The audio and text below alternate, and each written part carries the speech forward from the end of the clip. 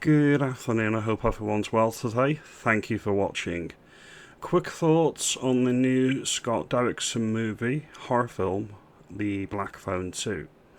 It is really good and it is highly recommended from me. I am a bit of a horror nut. 80s slashes are my favourite, and this has a lot in common with A Nightmare on Elm Street 3, Dream Warriors by Chuck Russell, and written by Wes Craven and Frank Darabont. This movie, it's got some really good performances. First of all, Ethan Hawke is back as the Snatcher, and we've also got Madeline McGraw back from the first movie, and Mason James. It plays with time, it plays with the setting, it expands the lore, all from the first movie, and this isn't necessarily a negative. The Nightmare on Elm Street movies were very, very good and very clever at distorting the line between reality and the dream world. This movie doesn't do that. It takes a different tack. It is very specific when you're in the dream and when you're not in the dream.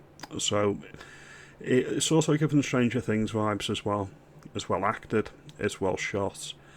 It's the plot is a bit twisty turny, but once you get the angle where it's going, it delivers on what you want it to deliver. There's some critics and some people out there that are complaining that the target audience won't be able to see it because it's an 18. Suck it up. It's an 18.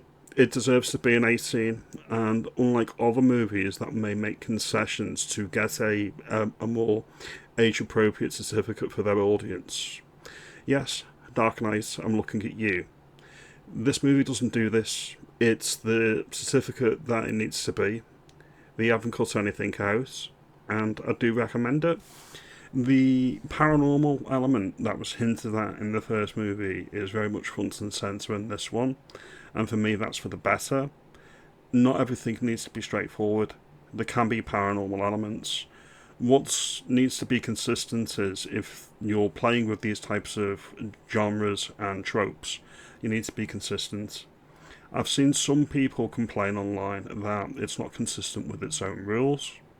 I would beg to differ because you're assuming one thing before you let the movie play out and show you its end, and that's the view that I take from it. So on the surface, you may think it's not being truthful or logical with the rules that it sets up, but as you work through the movie, I would say that's very much it does. It definitely does.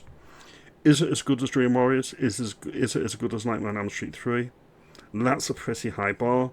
I would say no, but it's in the ballpark. It's probably the best Nightmare on Elm Street movie we've had since '88, maybe. Yeah, I would go and see this one. I would go and see this one, definitely. It's a strong recommend from me. It's an 8 out of 10, 4 out of 5. I will be buying it when it comes out. And it's one of the few sequels that I actually like a lot more than the first movie. I thought the first movie was too bleak for my tastes. This movie's more hopeful. It's got a broader cast, and it, by and large, worked. So there's my thoughts. Hit that like, hit that subscribe. I will see you in the next video later on today. Thank you for watching as always. Take it easy.